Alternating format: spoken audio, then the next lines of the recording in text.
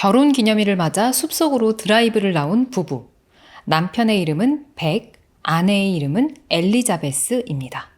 이 부부라는 건 당연히 특별한 관계지만 이 두 사람은 그냥 부부 사이라는 말보다 조금 더 특별한 사이인데요.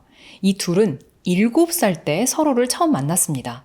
그때부터 쭉 서로에게 가장 친한 소울메이트로 서로의 곁을 지켜오다가 25에 결혼을 했어요. 흔치 않은 케이스죠. 이제 결혼 7개월 차에 접어든 신혼부부지만 서로가 함께 해온 날의 역사는 아주 길고 깊었어요. 이 두 사람은 계속 차를 몰아 12살 때 처음으로 그들이 입을 맞췄던 장소인 깊은 숲속 샤르메인 호수라는 곳으로 갑니다. 그들은 자신들의 이름 이니셜과 한 해가 지날 때마다 이렇게 짝대기 하나씩을 추가해서 새겨왔던 한 나무를 찾아가는데요. 그리고 이번에도 가서 13번째 짝대기 하나를 또 칼로 이렇게 새겨 넣어요. 이렇게 자신들만의 의식을 치르고 로맨틱한 기분에 빠져든 두 사람. 이제 날은 어두워지고 주변도 고요해집니다. 이 세상에 자신들 둘뿐인 것처럼 옷을 홀딱 벗고 호수로 들어가는 엘리자베스와 백. 둘은 격렬한 사랑을 나눈 뒤 평화로운 마음으로 휴식을 취합니다. 백은 호수에 떠있는 고무보트에 벌렁 드러눕고 엘리자베스는 못 말려 하는 표정으로 살짝 웃으면서 머리에 물기를 짜며 그렇게 쉬고 있었는데 그때 근처에서 차 문이 쾅 거칠게 닫히는 소리가 들립니다. 여기를 알고 찾아올 사람은 없는데? 백이 깜짝 놀라 고무보트에서 몸을 벌떡 일으켜 세우고 주변을 둘러보는데요. 엘리자베스가 없어졌습니다. 캄캄한 밤, 숲속에서 갑자기 사라져버린 아내. 백은 엘리자베스! 엘리자베스! 하고 막 아내의 이름을 불러보지만 돌아오는 건 메아리뿐입니다. 그리고 잠시 후 아내의 비명소리가 들려와요. 지금 백은 호수 위에 고무보트에 있잖아요. 얼른 물속으로 뛰어들어서 막 전력을 다해 땅 쪽으로 헤엄을 쳐갑니다. 멍 때리고 누워있는 동안에 꽤 멀리까지 떠내려와선지 폐가 타들어가는 느낌이 들도록 급하게 막 헤엄을 쳐도 좀처럼 땅과 빨리 가까워지질 않아요. 이제 땅에서는 뭔가 질질 끄는 소리까지 들려옵니다. 그리고 드디어 땅에 도달한 백. 그 순간 묵직한 방망이 같은 게 백의 몸을 퍽 강타합니다. 그는 연거푸 몇 대를 그렇게 얻어맞고 몸이 확 밀쳐져서 다시 호수에 풍덩 빠져버리는데요. 그렇게 수면 아래로 백이 푹 가라앉는 동안 누군지 모를 어떤 검은 그림자가 엘리자베스를 데리고 멀리 사라져버립니다. 그로부터 8년 후 백은 살아있을까요? 엘리자베스는 또 어떻게 됐을까요? 사건이 있던 그날 밤 백은 겨우 살아남았고 엘리자베스는 죽은 채 발견됐습니다. 백은 아내를 잃은 충격으로 한동안 폐인처럼 힘들어하며 지내다가 지금은 마음을 잡고 가난한 환자들을 돌보는 소아과 의사로 살아가고 있었어요. 백은 쇼나라는 여자와 대학생 때부터 친하게 지냈는데요. 이 쇼나는 백의 누나인 린다하고 레즈비언 커플입니다. 그러니까 백의 입장에서 보자면 자기 친한 친구가 자기 누나랑 동성 결혼을 한 거죠. 이 린다와 쇼나 커플이 백을 잘 돌봐주면서 그렇게 지내고 있었어요. 그러던 어느 날 이 백에게 이메일 한 통이 옵니다. 스팸 메일이 하도 지겹도록 많이 와서 백은 아는 사람한테 온 메일이 아니면 그냥 읽지도 않고 보통 삭제를 해버리는데 이 이메일의 제목을 보는 순간 삭제를 할 수가 없었어요. 이메일 제목은 엘리자베스와 백이 숲속에 있는 그 깊은 호숫가에 있는 나무에 가서 새겨놨던 그들 이름의 이니셜과 이 짝대기들. 우리가 그 왜 슬래시라고 부르는 비스듬한 짝대기 모양 있죠? 그게 21개가 이렇게 찍혀서 왔습니다. 마지막으로 나무에 새겼던 짝대기의 개수는 13개. 그날 밤 엘리자베스가 사라지고 죽은 채 발견되면서 그들의 첫 키스 기념일 챙기기는 그렇게 끝났었는데 그로부터 8년이 지날 때마다 매번 새겨왔다면 올해 21개의 짝대기가 그어져 있겠죠. 그걸 이 이메일 제목에 이렇게 나타낸 겁니다. 이건 엘리자베스와 백 두 사람만이 아는 건데 이메일을 보낸 사람은 대체 누굴까요? 이 안에는 또 어떤 메시지가 들어있을까요? 사실 백은 이 이메일 제목을 보고는 깜짝 놀라거나 어리둥절한 대신에 화가 났어요. 어떤 새끼가 이렇게 끔찍한 장난을 하나 이렇게 생각을 한 겁니다. 백은 아직도 엘리자베스만 생각하면 너무나 마음이 고통스러웠어요. 내가 더 강한 남자였다면 그날 밤 그녀를 구할 수 있었을 텐데 하는 죄책감 때문이었습니다. 자, 여러분 같으면 이 이메일을 열어보실 건가요? 백은 주저합니다. 그냥 뭔가 두려웠어요. 하지만 결국에는 이메일을 클릭합니다. 이메일에는 어떤 링크가 하나 있었고 우리의 기념일, 키스타임에 이 링크를 클릭할 것이라는 메시지가 쓰여 있었어요. 이 둘은 첫 키스 기념일을 챙기는 것뿐만 아니라 첫 키스를 했던 시간까지 기억을 하고 있었거든요. 진짜 좀 유별난 커플이죠. 본인들도 알아요. 조금 유치한 것 같기도 하고 유난인 것 같기도 하고 그래서 두 사람은 절대 이 둘만의 의식에 대해서 남들한테 이야기한 적이 없습니다. 좀 민망하잖아요. 그럼 도대체 이 이메일은 누가 쓴 거며 왜 온 걸까요? 백은 즉시 링크를 클릭해 보는데 오류창만 뜹니다.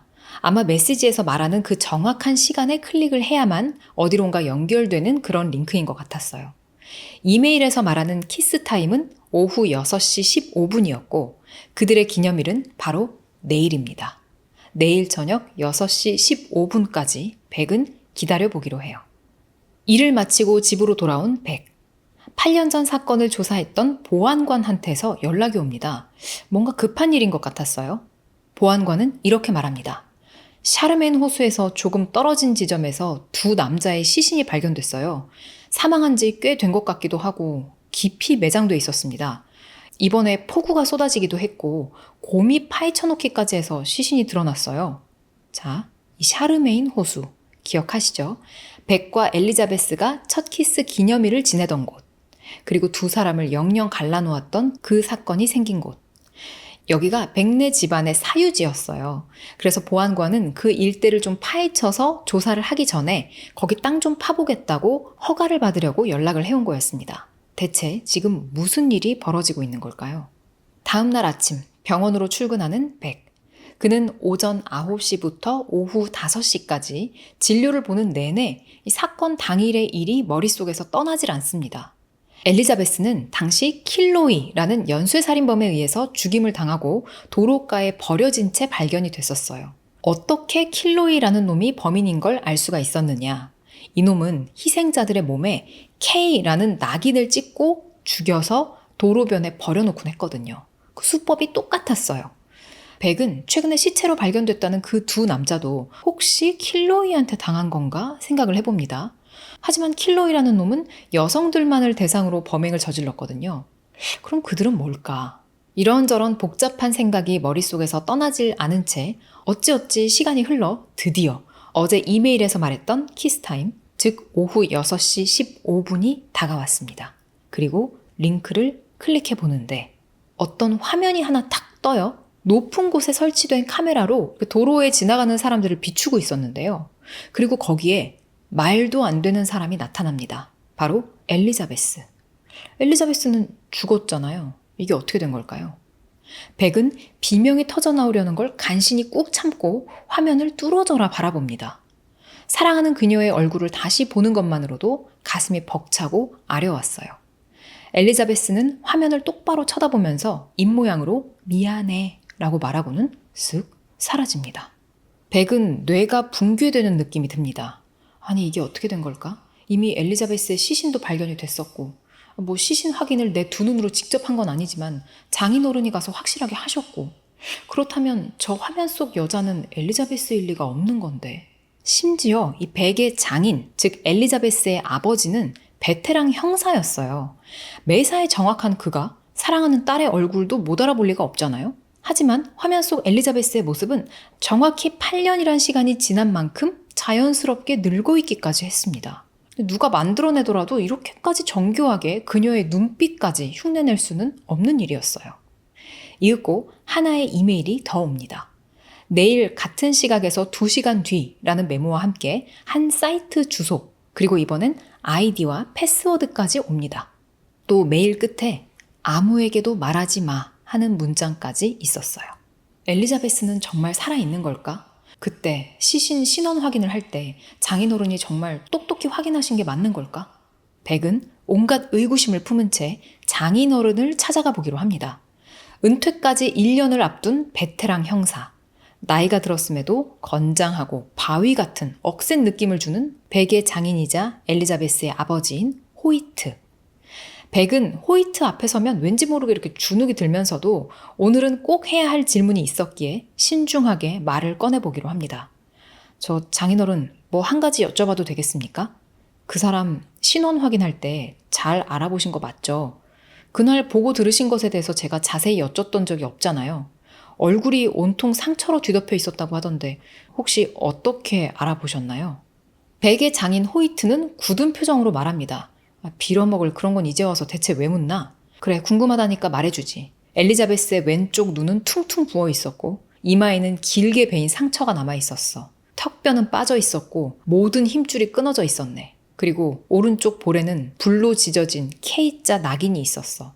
하지만 그래도 나는 대번에 그게 나의 딸, 나의 엘리자베스라는 걸 알아봤네. 백은 순간 속이 메스꺼워지는 걸 느낍니다. 그리고 여기서 소설 속 또 다른 인물이 소개가 되는데요. 이 지역에서 굉장히 유명한 억만장자 그리핀 스코프입니다. 그는 오늘 밤에 아주 큰 행사를 열고 있는데요. 바로 자신의 죽은 아들 브랜던을 추모하는 자선 행사였어요. 이 그리핀 스코프는 자신이 끔찍이 아끼던 아들 브랜던이 죽고 나서 굉장히 힘든 시간을 보내왔습니다. 그래서 아들의 이름으로 이 자선단체를 만들었고 백의 누나 린다가 이 그리핀 스코프가 운영하는 단체에서 자선기금을 관리하는 일을 하고 있었어요. 오늘 밤 행사에 참석해 행사장을 둘러보던 그리핀 스코프에게 그의 부하가 조심스럽게 다가옵니다. 기니 할 얘기가 있어 보였어요. 저 그리핀, 문제가 생겼습니다. 8년 전 특정 업무를 수행하기 위해서 두 남자를 고용했었던 거 기억하시죠? 그들이 얼마 전 호숫가에서 시체로 발견됐답니다. 그리핀 스코프의 표정이 심각하게 굳는데요. 그러니까 소설 초반부에 나왔던 그 호숫가에서 시신으로 발견됐다는 두 남자는 그리핀 스코프가 고용한 사람들이었네요. 이 그리핀의 부하는 이번 일과 관련해서 그 여자의 남편을 예의주시하고 있다라고 보고를 합니다. 여기서 그 여자는 아마도 엘리자베스를, 그 여자의 남편은 백을 이야기하는 듯해요. 이 그리핀 스코프라는 억만장자는 엘리자베스 그리고 백과 어떻게 얽혀 있는 걸까요? 백의 누나 린다가 이 그리핀 스코프의 행사장에서 일을 하고 있는 동안 백은 누나의 집으로 갑니다. 린다의 레즈비언 와이프이자 자신의 오랜 친구인 쇼나를 만나기 위해서인데요. 아무에게도 말하지 말라라는 메일 속의 메시지가 좀 마음에 걸리긴 했지만 그래도 백은 가장 믿을 만한 친구인 쇼나한테는 이 사실을 털어놓고 싶었어요. 어찌 보면 자기 누나보다 백은 이 쇼나를 더 믿었습니다. 백이 자신에게 온 이메일에 대해서 쭉 얘기를 하니까 쇼나는 역시나 예상했던 대로 큰 충격을 받은 듯 이마를 짚으면서 이게 대체 무슨 일인가 하는 표정을 지어요. 한편 아까 그리핀 스코프에게 사건을 보고했던 그 부하는 백의 이메일을 해킹하고 있습니다. 역시나 그리핀 스코프한테 말했던 그 여자의 남편은 백을 말하는 게 맞았네요. 그는 백에게 온 이메일에 적힌 키스 타임, 이게 언제를 말하는 건지, 이 링크를 누르면 뭐가 나온다는 건지 혼란스러워하고 있어요. 그는 이미 백의 집과 직장 컴퓨터에 네트워크 추적 장치를 달아놨기 때문에 이제부터 실시간으로 백이 이메일을 열어볼 때 함께 모니터링을 할 수가 있습니다. 그리핀 스코프의 부하도 백만큼이나 이메일을 보낸 사람이 누굴지 궁금해하고 있어요. 얼마 후 백은 조사를 받으러 나와달라는 요청을 받고 경찰서에 갑니다. 경찰이 백에게 물어요. 혹시 세라 굿하트라는 사람을 아십니까? 세라 굿하트. 백이 잘 알고 있는 이름이었어요.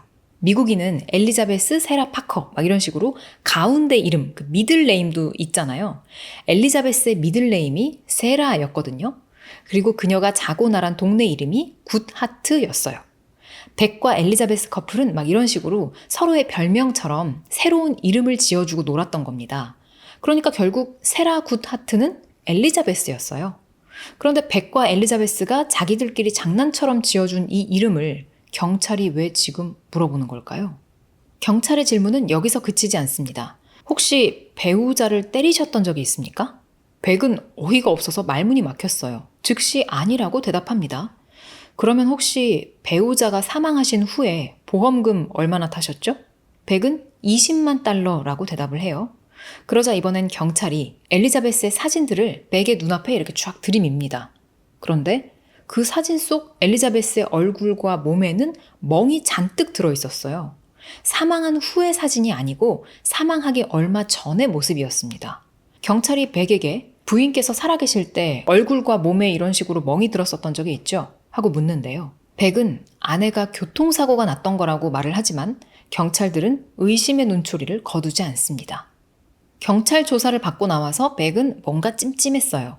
그래서 엘리자베스가 살아있을 때 아주 가깝게 지내던 그녀의 친구 레베카라는 여자를 찾아가는데요. 예전에 엘리자베스가 교통사고가 났다면서 아까 경찰이 보여줬던 그 사진 속 모습처럼 온 몸이며 얼굴에 막 멍이 들어왔을 때 레베카랑 같이 있었다라고 말을 했었거든요. 레베카, 그 교통사고 기억하죠? 그때 혹시 누가 운전을 했었나요? 백이 오랜만에 나타나서 이런 질문을 하자 레베카는 잠시 당황하고 망설이다가 결국 사실대로 실토를 하는데, 백, 그때 당신은 출장을 갔었잖아요. 저도 사실 엘리자베스의 교통사고에 대해선 몰라요. 저도 그날 엘리자베스랑 같이 있지 않았거든요. 근데 누가 물어보면 제가 같이 있었다고, 교통사고 났던 거라고 말해달라고 부탁을 하더라고요. 병원에 가자 그래도 안 가겠다고 고집부리고 좀 이상했어요. 그래서 그게 내내 마음에 걸렸어요. 대체 엘리자베스는 그때 어떤 일로 그렇게 멍이 들었던 걸까요? 경찰들은 여전히 백을 의심하고 있습니다. 이번엔 엘리자베스의 부모님을 찾아가서 두 사람의 관계가 어땠는지, 혹시 사위인 백이 따님 엘리자베스를 막 때리거나 한 적은 없었는지 물어보는데요. 심지어 엘리자베스의 아버지 호이트에게 저희는 당신의 사위 백이 따님인 엘리자베스를 죽였다고 보고 있습니다. 라는 말까지 해요. 그러니까 때리는 걸 넘어서 죽인 것까지 남편 백의 짓이라고 보는 거죠.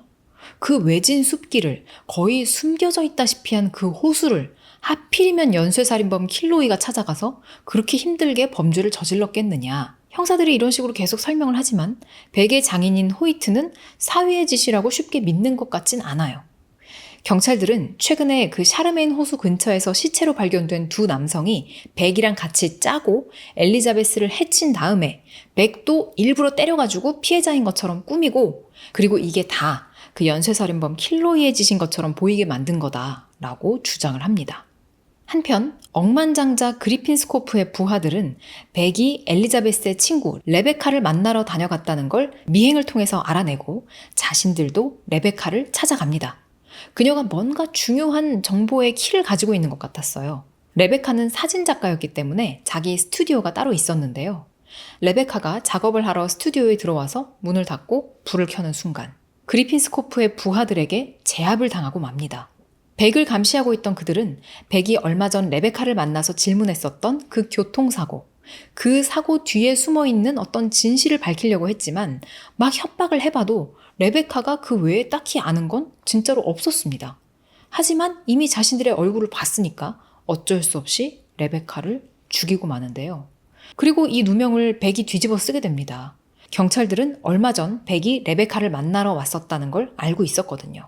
이제 백이 아내인 엘리자베스도 죽이고 아내 친구인 레베카도 죽였다고 의심, 아니 거의 확신을 하기 시작해요. 이 시각 백은 뭘 하고 있을까요? 그는 두 번째 이메일을 열어보려고 계속 시도하다가 실패한 후 포기하고 산책을 하고 있었습니다. 두 번째 이메일에는 어떤 사이트랑 아이디 비번까지 있었잖아요. 그걸 그대로 입력하고 이메일에 링크된 사이트에 접속을 시도했는데 아이디랑 비번이 틀리다고만 계속 나오는 거예요. 그런데 산책을 하다가 그 아이디랑 비번을 있는 그대로 입력하는 게 아니고 그걸 힌트로 해서 어떤 다른 단어로 유추해야 한다는 생각이 떠올라요. 이 아이디어를 떠올린 직후 백은 그대로 PC방으로 들어갑니다. 그리고는 자신이 유추했던 아이디와 비번을 한번 입력해 보는데 이번엔 접속에 성공합니다. 내일 오후 5시 워싱턴 스퀘어 남동쪽 구석에서 만나. 미행이 있을 거야. 무슨 일이 있더라도 나는 당신을 사랑해. 이런 메시지가 뜨는데요. 자, 이제 직접 만나자는 연락까지 왔습니다. 이제 곧 있으면 정말 엘리자베스가 살아있는 건지 확인을 해볼 수 있겠죠. 백은 지금 이 순간 엘리자베스가 살아있다고 믿고 싶었고 믿고 있습니다. 그러는 동안 경찰은 수색영장을 발부받아서 이 백의 집을 수색하고 있었습니다. 그들은 백의 집 차고에서 총 하나를 발견해요. 그리고 그를 범인으로 확정짓고 실적을 올릴 생각에 모두가 막 혈안이 됩니다. 그런데 백의 집을 수색하다가 도청장치도 발견이 되거든요. 도청장치가 있다는 건 백도 누군가에게 감시를 당하고 있다는 뜻인데, 그러거나 말거나 경찰들은 이제 막 그냥 백을 밀어붙이기 시작합니다. 그가 근무 중인 병원으로 다 같이 백을 잡으러 출동해요. 백은 경찰들이 자신이 레베카를 죽인 범인이라고 오해하고 잡으러 오고 있다라는 걸 알게 되고는 절망에 빠집니다. 오해를 받는 게 억울하고 체포돼서 조사받는 게 싫고 이런 문제가 아니라 엘리자베스를 만나기로 약속했잖아요. 물론 그게 살아있는 진짜 엘리자베스인지 아직은 모르지만 백은 그 사실을 믿고 싶었고 확인을 하고 싶었어요. 하지만 경찰에 잡혀가면 약속 장소에 나갈 수가 없겠죠. 그래서 백은 죽기 살기로 일단 도망치기로 합니다. 병원 복도에서 빠져나와서 냄새나는 쓰레기통에도 숨었다가 지하의 노숙자 소굴에도 숨었다가 막 우여곡절을 겪게 되는데, 그러다가 벼랑 끝에 몰린 백은 누군가에게 전화를 걸어서 도움을 요청합니다. 예전에 백이 타이리스라는 남자의 아들을 의사로서 살려준 적이 있었어요. 그걸 계기로 이 타이리스라는 남자는 백을 은인으로 생각하고 이 두 사람이 그때부터 친구가 됐는데, 타이리스는 사실 어둠의 세계에 있는 그런 사람이에요. 그는 백의 도움 요청 전화를 받고 바로 출동해서 그를 구해내 숨겨줍니다. 경찰들은 어리둥절하죠. 그냥 어벙벙한 의사 양반인 줄 알았는데 갑자기 막 웬 파이터 같은 놈들이 나타나서 추적을 따돌리고 백을 데려가 버렸으니까요. 경찰은 또 다른 단서 하나를 발견합니다. 그 호숫가에서 발견된 남자들의 시체와 함께 열쇠도 하나 발견이 됐는데, 그 열쇠는 세라 굿하트라는 이름으로 등록된 안전금고의 열쇠였어요. 세라 굿하트, 이 이름 기억하시죠? 알고 보니까 결국은 엘리자베스를 가리키는 이름이었잖아요.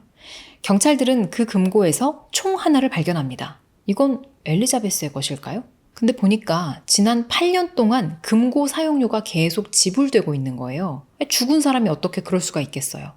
그리고 또 이상한 점, 그 총의 소유주를 추적해봤더니 백의 아버지 거였습니다. 근데 백의 아버지는 돌아가셨거든요.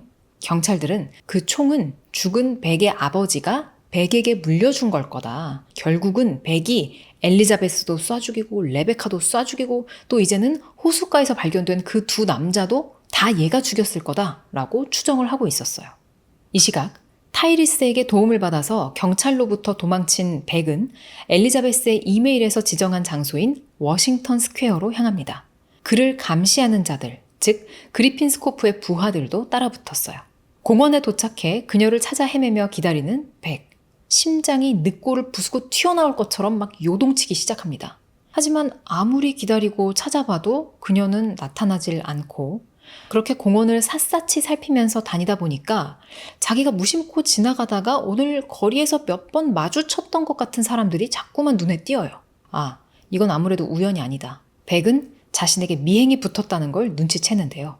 하지만 이미 늦었습니다. 그리핀 스코프의 부하들이 백의 몸을 확 낚아채서 아주 빠르게 큰 차 안으로 확 밀어버렸어요. 백은 극한의 두려움을 느낍니다. 원하는 게 뭐죠? 그가 묻자 그리핀 스코프의 부하 중 덩치가 큰 한 명이 되묻습니다. 당신 오늘 공원엔 왜 온 거지? 백은 생각합니다. 아, 엘리자베스의 이메일에 쓰여 있었지. 미행이 있을 거라고. 그래서 엘리자베스가 그토록 익명으로 특정 시간에만 보이는 링크처럼 특이한 방식으로 비밀리에 나한테 연락을 취한 거구나.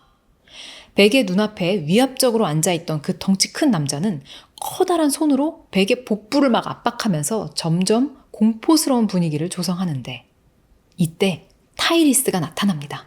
그는 순식간에 그 차를 운전하는 운전자를 쏴버리고 이 덩치남도 쫓아내고는 백을 구해내요. 타이리스가 자신의 아들 목숨을 살려준 백에게 정말 톡톡히 은혜를 갚고 있죠. 한편 경찰들은 엘리자베스의 부검 보고서를 입수해서 다시 꼼꼼히 들여다보는데요. 키 170cm에 몸무게 44kg, 굉장히 마른 체형이죠. 그리고 엘리자베스의 시신에서 방어흔이 발견됐다라고 적혀 있었는데, 사실 연쇄살인범 킬로이라는 자는 피해자가 애초에 방어를 할 수가 없게 이렇게 손발을 결박하는 수법을 썼었거든요. 근데 웬 방어흔? 뭔가 이상했습니다. 게다가 그놈의 범행 시그니처와도 같은 K자 낙인, 그게 사후에, 그러니까 죽은 후에 찍힌 걸로 보인다는 내용이 있었어요. 이건 역시 킬로이의 수법과 달랐습니다. 놈은 피해자들이 살아있을 때 피부에다가 그 낙인을 찍었거든요. 경찰은 생각해요. 백 이놈이 자기 와이프를 죽이고는 킬로이가 그런 것처럼 다 꾸며놓은 거구나. 가장 놀라운 건 엘리자베스의 시신에 대한 약물 검사가 진행이 됐었는데 꽤 오래전부터 그녀가 마약을 해온 것으로 보인다는 거였어요. 이 엘리자베스는 엘리트 여성이었습니다. 아빠는 베테랑 형사였고 본인도 상당히 바르고 똑똑한 사람이었어요. 사람들이 엘리자베스에 대해서 잘못 알고 있는 걸까요? 경찰은 엘리자베스를 잘 아는 사람을 찾아갑니다. 바로 쇼나. 기억하시죠? 백에 가까운 친구이자 백의 누나인 린다와 동성혼을 올린 사람. 이 쇼나는 백이랑 친한 친구다 보니까 백의 아내인 엘리자베스도 잘 알고 있었습니다. 혹시 엘리자베스가 살아생전 마약을 했습니까? 경찰의 질문에 쇼나는 깜짝 놀라며 대답합니다. 아니요. 그 애는 완전 도덕적인 성인군자 같은 법 없이도 살 사람 그 자체였는데요.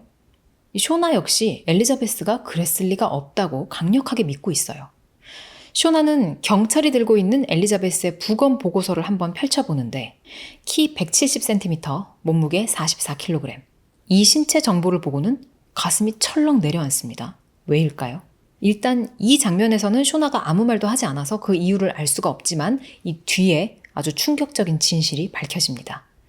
경찰들은 쇼나에게 그 부검 보고서 안에 있던 사진을 누군가가 빼돌렸다는 얘기를 해주는데요. 이 부검 보고서를 대출해 갔던 사람이 있었다. 아마도 그자가 사진을 빼돌렸을 확률이 높다라고 하는데 그 부검 보고서를 대출해 간 사람이 누구냐면 바로 엘리자베스의 아버지 호이트였습니다. 경찰들은 이번엔 호이트를 찾아갑니다. 그리고 쇼나에게 했던 것과 같은 질문을 던져요. 따님이 생전에 혹시 마약 중독자였습니까? 호이트는 뜻밖의 질문에 움찔하는데요. 그는 베테랑 형사답게 섣부르게 대답을 내놓지 않고 오히려 되묻습니다. 그걸 왜 묻는지부터 설명을 해주시겠어요? 이제부터 점점 꼬이기만 하는 것처럼 보이던 이 사건의 실마리가 조금씩 풀리기 시작합니다. 백의 누나인 린다와 백의 친구인 쇼나, 부부 사이인 이 두 여성의 대화 장면인데요. 린다가 쇼나에게 고백합니다. 엘리자베스가 예전에 교통사고 났다고 했던 날 온몸에 멍이 들어선 나를 찾아왔었어. 내가 병원에 가자 그랬었는데 안 간다고 하더라고. 그리고는 아무한테도 이 사실을 말하지 말아달라고 신신당부를 했어. 사실 있잖아. 그 애를 그렇게 만든 건 브랜던 스코프야. 그리핀 스코프의 아들. 네, 결국 엘리자베스가 죽기 전에 있었다던 그 교통사고는 거짓이었습니다. 브랜던한테 맞아서 생긴 멍이었어요. 이 이유는 나중에 밝혀집니다. 엘리자베스는 경찰에 가봤자 증거가 부족해서 소용이 없을 거라며 신고를 하지도 않고 병원에도 가지 않았던 거였어요. 또 브랜던의 아버지, 즉 그리핀 스코프가 엄청난 영향력을 가진 억만장자였기 때문에 거기에 맞서서 대응하기도 어려웠을 거라고 판단한 듯 했습니다. 근데 여러분, 잘 생각해 보세요. 초반에 소개를 해드렸었는데 기억하시나요? 백의 누나 린다가 그리핀 스코프가 만든 재단에 고용돼서 일을 하고 있었잖아요. 혹시나 자기의 커리어, 자기 경력에 누가 될까봐 엘리자베스의 비밀에 대해서 알면서도 함구한 건 아닐까요? 그러니까 자기 상사의 아들이 자기 신우인 엘리자베스를 이렇게 때렸다라는 걸 자기가 밝혀버리면 상사한테 밉보이는 거잖아요? 그럼 자기한테 불이익이 올까봐 그랬던 건 아닐까요? 자, 이제 백에게로 가볼까요? 그는 지금 경찰한테도 쫓기고 있고 또 그리핀 스코프의 부하들한테도 쫓기고 있습니다. 일단 엘리자베스의 친구 레베카를 죽였다는 그 누명부터 좀 벗어야 경찰한테라도 쫓기지 않을 수가 있겠죠. 다행히 백은 알리바이가 있었습니다. 엘리자베스의 이메일을 읽기 위해서 PC방에 갔었던 거 기억하시죠? 그 시각이 바로 레베카가 살해당했던 시간이었거든요. 그리고 그 시간에 백이 PC방에서 컴퓨터를 사용하고 돈을 냈던 계산서가 증거로 남아 있었습니다. 정말 다행이죠. 결국 검사는 언론에 자신들의 수사에 허점이 있었음을 시인하고 앞으로는 백을 용의자가 아니라 증인으로 보겠다라고 선언합니다.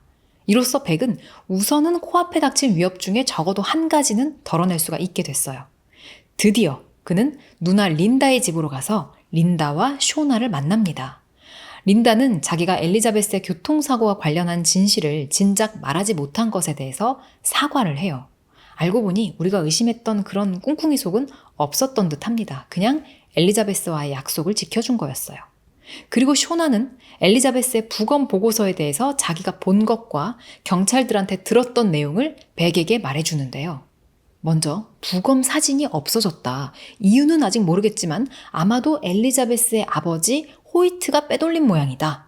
그리고 엘리자베스가 오랫동안 마약을 한 것처럼 나와 있더라. 또 마지막으로 엘리자베스의 키와 몸무게가 170cm에 몸무게 44kg이라고 되어 있더라. 하지만 벡은 알고 있죠. 자기 아내 신체 사이즈는 키 162, 몸무게는 52kg이었거든요. 그리고 엘리자베스가 마약을 그렇게 쭉 해왔다면 자기가 몰랐을 리가 없고요. 아무래도 엘리자베스의 시신이라고 생각했던 그것은 다른 사람의 몸이었을 확률이 높아 보입니다. 그렇다면 진짜 엘리자베스는 어디에 있는 걸까요? 그녀의 아버지 호이트는 왜 경찰과 벡에게 거짓말을 하는 걸까요?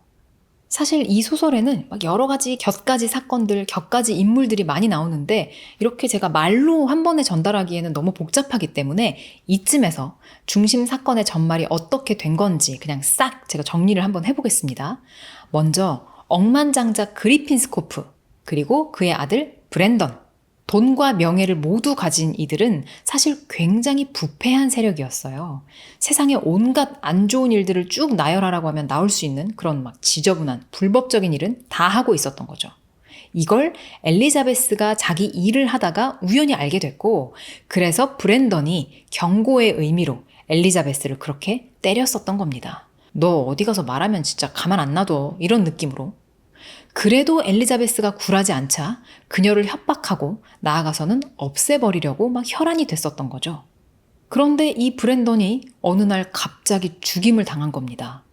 아빠인 그리핀 스코프는 아들이 갑자기 죽었으니까 부하들을 시켜서 주변을 막 캐보고 최근에 어떤 일들이 있었나 막 조사를 해보다가 엘리자베스 얘구나. 이 여자가 우리 아들을 죽였구나. 눈치를 채고는 남자 둘을 고용해서 엘리자베스가 벡이랑 그 첫 키스 기념일로 호수를 찾아갔을 때 죽여버리라고 시켰던 거죠.